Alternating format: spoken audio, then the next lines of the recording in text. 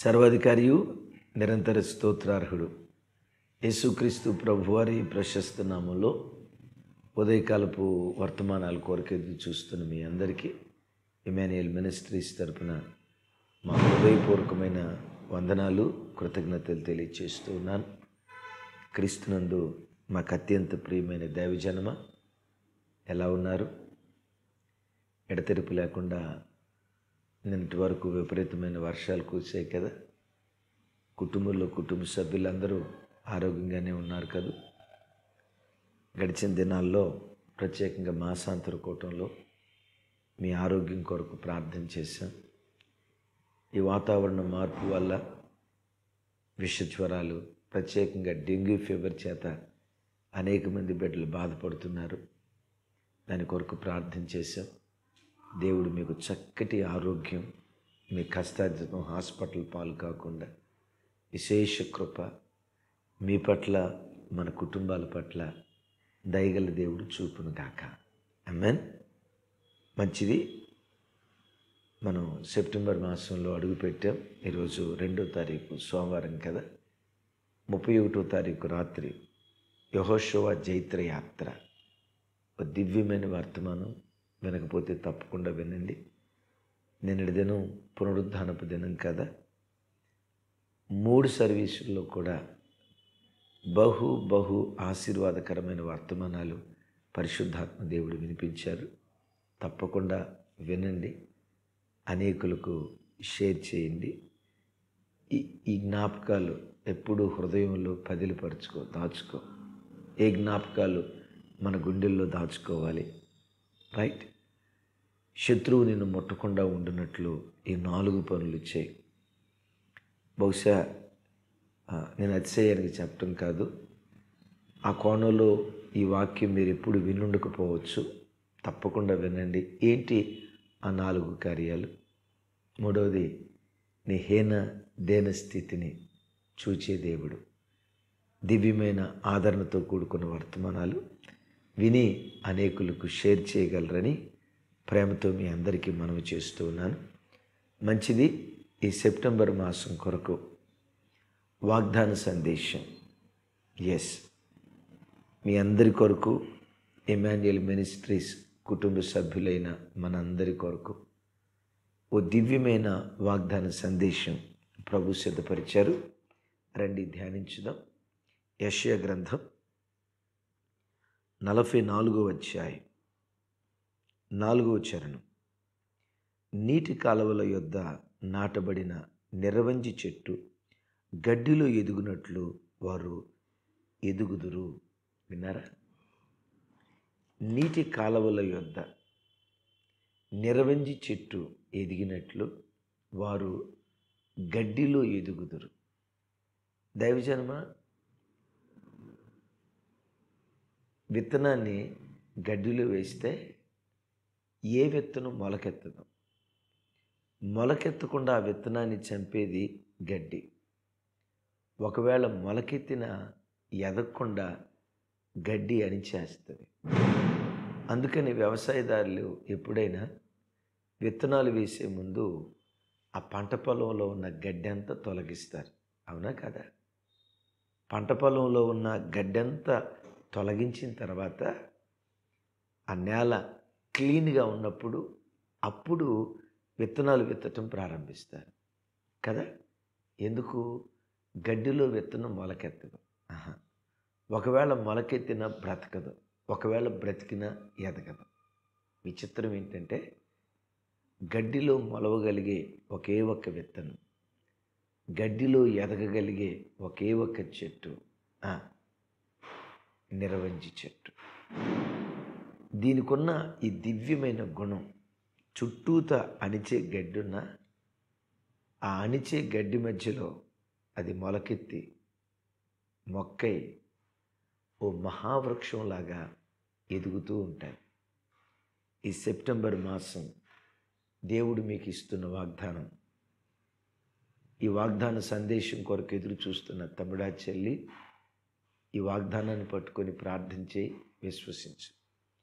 గడ్డిలో నిరవంజి మొక్క ఎదిగినట్లు నీ చుట్టూత గడ్డి లాంటి మనుషులు, గడ్డి లాంటి వ్యక్తులు, శక్తులు నిన్ను అణచాలని, నిన్ను తొక్కాలని, నిన్ను అణిచేయాలని ఒకవేళ వాళ్ళు ప్రయత్నం చేస్తూ ఉంటే, ఆ గడ్డి లాంటి అణిచే వ్యక్తుల పరిస్థితుల మధ్యలోనే నిరవంజి చెట్టు ఎదిగినట్లుగా యేసు నామం పేరిట ఈ మాసం నిన్ను, నీ సేవను, నీ కుటుంబాన్ని, నీ పరిచర్యను నా దేవుడు ఎదిగింపచేయునుగాక. ఆమేన్. ఎదురవుతారు గడ్డి లాంటి మనుషులు, నిన్ను తొక్కాలి, నిన్ను అణచాలి, అసలు నిన్ను భూమి మీద లేకుండా చేయాలి అని రకరకాల ప్రయత్నాలు చేసే వ్యక్తులు తప్పకుండా నీ జీవితంలో ఎదురవుతారు, తారసపడతారు. గడ్డిలాగా వాళ్ళు తొక్కాలని ప్రయత్నం చేస్తారు. యోసేపును అన్నలు తొక్కాలని ప్రయత్నం చేయలేదా? తొక్కాలని ప్రయత్నం చేసిన వాడు తొక్కబడ్డాడు. యోసేపు గోతిలో నుండి సింహాసనం మీదకి ఎక్కాడు. నీ జీవితంలో కూడా నేను తొక్కాలని ఎంతమంది ప్రయత్నం చేసినా, అణచాలని గడ్డి లాంటి వ్యక్తులు, శక్తులు నీ చుట్టూతా చేరి అణచాలని ప్రయత్నం చేసిన నిరవంజి చెట్టు గడ్డిలో ఎదిగినట్లుగా నా దేవుడు నిన్ను అంతకంతకు ఎదిగింపచేయునుగాక.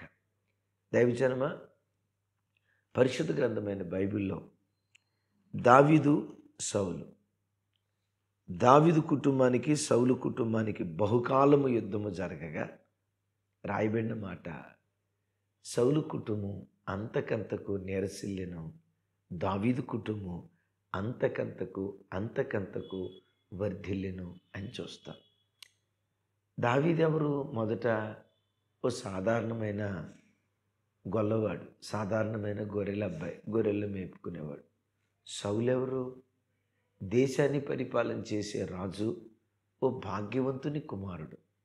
నేనంట రాజు తలుచుకుంటే సామెత ఒకటి ఉంది కదా, దెబ్బలకు కొదువ. రాజు తలుచుకుంటే కొండ మీద కోతిని కూడా దించగలుగుతాడు. నేనంట రాజు తలుచుకుంటే ఏమైనా చేయగలుగుతాడు కదా. మరి దావీదును ఏదో చేయాలని రాజు తలంచాడు, ఏమైనా చేయగలిగాడా? ఏమీ చేయలేకపోయాడు. ఎంత విచిత్రమో చూడండి. రాజు తలుచుకుంటే ఏదైనా చేయగలుగుతాడు. నేనంట ఒక ముఖ్యమంత్రి ఓ గ్రామంలో చిన్నపిల్లోడి మీద టార్గెట్ పెట్టాడు అనుకోండి, ఏవైనా చేస్తాడు కదా. అసలు భూమి మీదే లేకుండా చేయగలుగుతాడు. ఒక దేశాన్ని ఏలుబడి చేసే ప్రధాని ఒక మారుమూల ప్రాంతంలో 100 గొర్రెలు కాసుకునే ఓ గొల్లబ్బాయిని చంపాలనుకుంటే ఆ అబ్బాయికి దిక్కెవరు? ప్రధాని ఏమైనా చేయగలుగుతాడు కదా. కానీ విచిత్రం ఏంటంటే, ఇక్కడ ఆ దేశాన్ని పరిపాలన చేసే రాజు పగబట్టిన ఏమీ చేయలేకపోయాడు. ఆ శత్రువు ఎదుటే నిరవంజి మొక్క గడ్డిలో ఎదిగినట్లు దావీదు అంతకంతకు వర్ధిల్లాడు. నిరవంజి మొక్క నీటి కాలువల ఓరన ఎదుగుతుందట. దైవజన్మ, దావీదు అంటారు, దుష్టుల ఆలోచన చొప్పున నడవక, పాపుల మార్గములో నిలువక, అపహాసకులు కూర్చున్న చోట కూర్చుండక, యెహోవా ధర్మశాస్త్రమునందు ఆనందించుచు దివారాత్రులు దాన్ని ధ్యానించువాడు ధన్యుడు. వాడు ఆకు వాడక నీటి కాలువల ఓరన నాటబడిన చెట్టు వలె. విన్నారు కదా, ఎక్కడ నాటబడిన చెట్టు? నిరవంజి చెట్టు నీటి కాలువల ఓరన నాటబడుతుంది. దావీదు కూడా వాక్యమనే నీటి కాలువల యొద్ద నాటబడ్డాడు. దుష్టుల దగ్గర కూర్చోలేదు, అపహాసకుల దగ్గర కూర్చోలేదు. విన్నారా? పాపుల మార్గంలో నిలవలేదు. తమ్ముడు, ఈ సెప్టెంబర్ మాసం అపహాసకులు కూర్చున్న చోట కూర్చోకు. ఒకప్పుడు అపహాస్యం కోసం అపహాస్యం చేసే వ్యక్తుల దగ్గరికి వెళ్ళి కూర్చోవాల్సి వచ్చేది. ఈరోజు సెల్ ఫోన్ ఆన్ చేస్తే కావలసినంత అపహాస్యం దొరుకుతుంది, కావలసినంత జోక్స్ దొరుకుతున్నాయి, కావలసినంత లోకపరమైన సమాచారం దొరుకుతుంది. దుర్మార్గపు ఆలోచనలు ఇందులో దొరుకుతాయి కొన్ని సందర్భాలు. నేనంట సెల్ ఫోన్తో ఎక్కువ కాలం గడపకు, వ్యర్థమైన వాటి దగ్గర కాలం గడపకు, వాక్యపు నీటి కాలువల ఓరన ఎక్కువగా ఈ మాసం గడుపు. నిన్ను అణచాలని సాతాను ఎంత ప్రయత్నం చేసినా ఆ శత్రువు కళ్ళ ఎదుటే నీవంతకంతకు నిరవంజి మొక్క గడ్డిలో ఎదిగినట్లుగా దేవుని నిన్ను ఎదిగింప చేయునుగాక. పదే పదే దేవుని వాక్యాన్ని ధ్యానిస్తే జరిగే అద్భుతం ఏంటో తెలుసా? నాకు ఆ మాట భలే ఇష్టం. కీర్తనల్లో 119 కీర్తనలో దావీదు గారు అంటాడు, అయ్యా నీ వాక్యాన్ని నేను దివారాత్రులు ధ్యానిస్తుంటే నా బోధకుల కంటే నాకు విశేష జ్ఞానం ఇచ్చావు. రెండవది, వృద్ధుల కంటే నాకు విశేష జ్ఞానం ఇచ్చావు. మూడో మాట అంటాడు, నా శత్రువుకు మించిన జ్ఞానం నువ్వు నాకు దయచేసావయ్యా అంటాడు. ఎవరికి మించిన జ్ఞానం? శత్రువైన సాతానుకు మించిన జ్ఞానం. వాడు కుయుక్తులతో వస్తే, వాడు తంత్రాలతో వస్తే నువ్వు జ్ఞానంతో తప్పించుకునే కృప. శత్రువైన సైతానగాడికి మించిన జ్ఞానం వాక్యం ద్వారా దేవుడు నీకు అనుగ్రహిస్తాడు. తమ్ముడు, శత్రువుకు మించిన జ్ఞానం, వృద్ధులకు మించిన జ్ఞానం నువ్వు కలిగి బ్రతుకున్నట్లుగా నీటి కాలువల వారన, వాక్యమనే నీటి కాలువల వారన నీవు నాటబడితే గడ్డిలో నిరవంజి మొక్క ఎదిగినట్లుగా ఈ సెప్టెంబర్ మాసం నీవు నీ పిల్లలు యేసు నామం పేరిట ఎదుగుదురుగాక. ఆమేన్. ఈ దేవుడెవరు? గడ్డిలో నిరవంజి మొక్క ఎదిగినట్లుగా నిన్ను ఎదిగింప చేసేవాడు. యేసయ్యకి మహిమ కలుగునుగాక. సంసోన్ను క్రొత్త తాళ్లతో బంధించారు. ఇజ్రాయేలు ప్రజలే బంధించి ఫిలిష్తీయుల చేతికి అప్పగించాలని తీసుకొచ్చారు. చూసారా? ఆ త్రాళ్ళు గడ్డి లాంటి మనుషులు అతన్ని అణచాలని ప్రయత్నం చేశారు. బైబిల్లో రాయబడిన మాట ఏంటో తెలుసా? యెహోవా ఆత్మ అతని మీద బలముగా దిగిరాగా ఆ క్రొత్త తాళ్ళు అగ్నికి జనపనార కాలిపోయినట్లుగా కాలిపోయినాయట. తాళ్ళు కాలిపోయి సంఖ్యలు తెగిపోయి ఊడిపోయాయి, కానీ అగ్ని వాసన అతనికి అంటలేదు. దైవజనమ, అదే చోట గాడిద ఎముక తీసుకొని, దవడి ఎముక తీసుకొని 1000 మంది ఫిలిష్తీయులను హతమార్చాడు. అద్భుతం. అణచాలని వాళ్ళు ప్రయత్నం చేస్తూ ఉంటే సంసోను ఎవరో తెలుసా? పరిశుద్ధాత్మనే నీటి కాలువల వారన నాటబడినవాడు, ఆత్మపూర్ణుడు. సంసోను ఆది నుండి ఆత్మతో నింపబడినట్లుగా లేఖనాల్లో చూస్తున్నాం. తమ్ముడు, ఈ సెప్టెంబర్ మాసం కూర్చున్నా లేచినా పరిశుద్ధాత్మ భాషలు మాట్లాడు. పరిశుద్ధాత్మ ప్రసన్నతతో నింపబడు. ఆయన నీలో ఉన్నట్లుగా, నిన్ను ఆవరించినట్లుగా ఆ ఆత్మచేత నువ్వు అభిషేకించబడి ఆ ఆత్మలో నువ్వు ఆనందిస్తూ బ్రతుకుతూ ఉంటే అద్భుతం చెప్పంటారా? సాతానుగాడు గడ్డిలాంటి వ్యక్తులను, గడ్డిలాంటి పరిస్థితులను తీసుకొచ్చి నిన్ను అణచాలని ప్రయత్నం చేస్తాడు. రోగంతో అణచాలని ప్రయత్నం చేస్తాడు. ఆర్థిక ఇబ్బందులతో అణచాలని ప్రయత్నం చేస్తాడు. కుటుంబంలో అసమాధానంతో అణచాలని ప్రయత్నం చేస్తాడు. రకరకాల కీడులు, అపాయాలు, ఆపదలు కలుగు చేసి వాడు నిన్ను అణచాలని ప్రయత్నం చేస్తాడు. ఆత్మదేవుడు నీలో ఉంటే గడ్డిలో నిరవంజి మొక్క ఎదిగినట్లుగా నీవు ఎదగటానికి దేవుడు కృప చూపించునుగాక. బైబిల్లో యెషయా గ్రంథంలో రాయబడిన చక్కటి మాట. ఆత్మలో మనం బలిష్ఠులమైతే, ఆత్మలో బలిస్తే మన భుజాల మీద పెట్టబడిన కాడి విరగొట్టబడుతుందట. పరిశుద్ధాత్మ చేత బలపరచబడు. పరిశుద్ధాత్మ అనే నీటి కాలవ నిరంతరము నీ అంతరంగంలో ప్రవహించనే గడ్డి లాంటి వ్యక్తులు, శక్తులు చేరి అణచాలని ప్రయత్నం చేసిన ఈ సెప్టెంబర్ మాసంలో నీవు ఎదగబోతూ ఉన్నావు. ఏమేం చెప్దాం? నీ పిల్లలు ఎదగబోతూ ఉన్నారు. నీ ఉద్యోగ స్థలంలో ఎదగబోతూ ఉన్నావు. నీ వ్యాపార స్థలంలో ఎదగబోతూ ఉన్నావు. నీ సంఘం గడిచిన మాసాల్లో ఎప్పుడు వర్ధిల్లినంతగా సెప్టెంబర్ మాసం వర్ధిల్లేటట్లుగా దేవుడు కృప చూపించబోతున్నాడు. ఆమేన్. దైవజనమ, నిరవంజి చెట్టుకు ఇంగ్లీష్లో ఒక పేరు ఉంది, వీపింగ్ విల్లో. విల్లో అంటే నిరవంజి చెట్టు, వీపింగ్ అంటే విలపించటం. ఆ చెట్టు యొక్క ఆకారం ఎట్లుంటుందంటే, మీరు నెట్లో సెర్చ్ చేయండి, ఈ పేరు మీకు దొరుకుతుంది. విల్లో అంటే నిరవంజి చెట్టు. ఈ చెట్టు ఎలా ఉంటుందంటే, ఒక వ్యక్తి గోనెపట్ట కట్టుకొని తల వంచుకొని విలపిస్తూ ఉంటే ఆ షేప్ ఎలా ఉంటుందో సేమ్ ఆ చెట్టు యొక్క ఆకారం కూడా అలాగే ఉంటుంది. నిరవంజి చెట్టును విలపించే చెట్టు అని పిలుస్తారు. నేనంట కన్నీటి ప్రార్థన అనే ప్రవాహంలో నీ కుటుంబాన్ని కట్టుకో. ఆగస్టు మాసం వరకు చేసిన ప్రార్థన కంటే ఈ సెప్టెంబర్ మాసం మరెక్కువ ప్రార్థన చేయి. పరలోకంలో ఉన్న దేవుని బుడ్డిలో నీ కన్నీటి చుక్కల లెవెల్, నీ కన్నీటి చుక్కల స్థాయి ఇంకొంచెం అధికం చేసుకో. అలా విలపిస్తూ నువ్వు ప్రార్థన చేస్తే నేను తొక్కాలని ప్రయత్నం చేసే గడ్డి లాంటి వ్యక్తుల శక్తుల మధ్యలోనే నేను ఎదిగింపజేస్తాడు. చెప్దాం ఆమేనని. మన ఆరాధ్య దైవం రక్షకుడు యేసుక్రీస్తు వారిని వాళ్ళు సిలువ వేశారు. ఎవరు?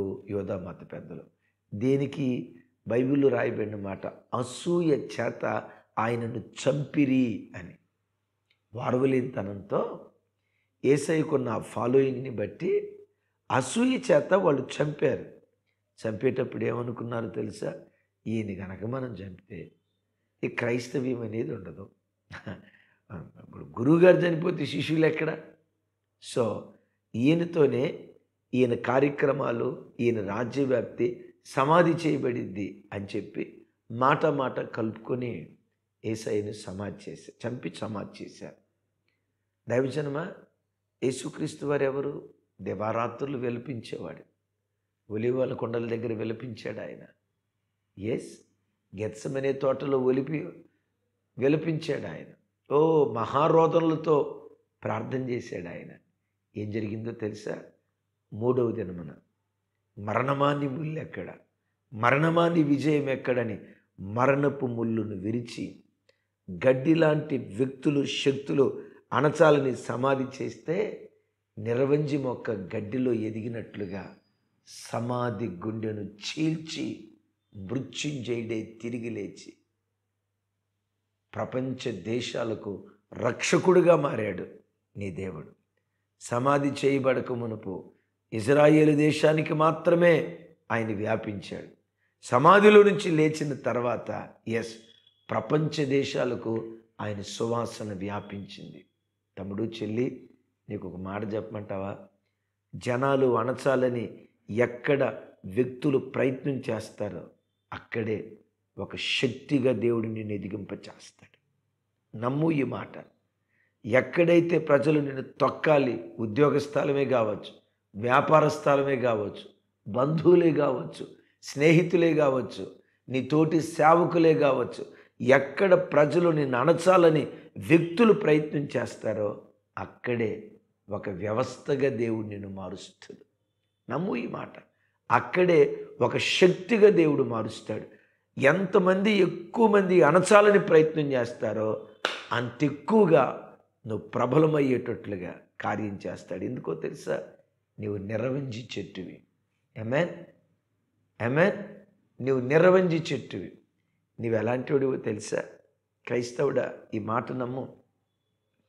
నీ లోపట ఉన్న అభిషేకం ఏంటో తెలుసా? యేసయ్య లోపట ఎంత అభిషేకం ఉందో ఆ కృపను నీ మీద కూడా దేవుడు కుమ్మరింపు చేశాడు తన రక్త ప్రోక్షణ ద్వారా. అద్భుతం. ఒక రబ్బర్ బంతి ఉంది.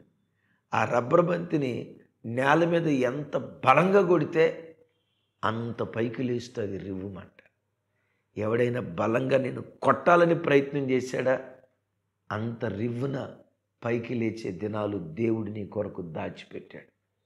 దేవుడు కూడా కొన్నిసార్లు వాళ్ళకు అనుమతిస్తాడు. నా తట్టు చూడండి. ఒక విలుకాడు బాణాన్ని సంధించేటప్పుడు ఆ బాణాన్ని ముందు వెనక్కి లాగుతాడు కదా. ఎట్లా వెనక్కి లాగుతాడు? అద్భుతం తెలుసా? ఎంత వెనక్కి ఆ బాణం ఎంత వెనక్కు లాగబడుతుందో అంత ముందుకు దూసుకొని వెళ్ళిపోతుంది. I right? ఆ బాణం ఎంత వెనక్కు లాగబడుతుందో అంత ముందుకు దూసుకొని వెళ్ళిపోతుంది. గడిచిన 8 మాసాలు నీ కుటుంబం లాగబడిందా? నీ ఆర్థిక స్థితిగతులు లాగబడ్డాయా? నీ వ్యాపారం లాగబడిందా? ఈ సెప్టెంబర్ మాసంలో గడిచిన మాసాల్లో ఎంత వెనక్కు లాగబడ్డావో అంత ముందుకు దూసుకుని వెళ్ళే కృప దయగల దేవుడు ఈ మాసం నీకు నీ పిల్లలకు అనుగ్రహించునుగాక. బట్ నువ్వు వీపింగ్ విల్లోవు కావాలి, విలపించే నిరవంజి చెట్టువు కావాలి. ఎక్కడ కూర్చున్నా అంగలారుస్తూ ప్రార్థించేయి, రోధిస్తూ ప్రార్థించేయి. సమయమందు అసమయమందు ఏదో ఒక మూలను కూర్చొని కన్నీళ్ళు విడుస్తూ ప్రార్థించేయి. మన సంఘంలో ప్రార్థనలు జరుగుతాయి. మంగళవారం ఉదయం లైవ్ ఇస్తున్నాం, బుధవారం సాయంత్రం లైవ్ ఇస్తున్నాం, శనివారం ఉదయం లైవ్ ఇస్తున్నాం. ఈ ప్రార్థనలో పాలు పంపులు పొంది మాతో ఏకీభవించి ప్రార్థన చేయండి. విలపించి ప్రార్థిస్తుండగా విజయ వీరుడిగా దేవుడు నిన్ను ఊరేగించునుగాక. ఆమేన్. గడ్డి లాంటి వ్యక్తులు, శక్తులు, పరిస్థితులు అణచాలని ప్రయత్నం చేస్తా ఉన్నా నిరవంజి మొక్క ఎదిగినట్లుగా సెప్టెంబర్ మాసం నీవు, నీ పిల్లలు, నీ కుటుంబం నా దేవుడు ఎదిగింప చేయునుగాక. ఆమేన్. ఆ వాగ్దానం మీద చేయబెట్టుకోండి, ప్రార్థన చేద్దాం. రైట్. ఇప్పుడు అందించబడిన ఈ వాగ్దాన సందేశం గడ్డిలో నిరవంజి మొక్క ఎదిగినట్లు వాళ్ళు ఎదుగుతారు. ఆ వాగ్దానం మీద చేయబెట్టుకుందాం. మీ కొరకు ప్రార్థన చేస్తాను. సర్వశక్తి గల తండ్రి, గడ్డిలో నిరవంజి మొక్క ఎదిగినట్లుగా వారు ఎదుగుతారు వాగ్దానం చేసావు కదయ్యా. ఈ మాట నెరవేర్చు.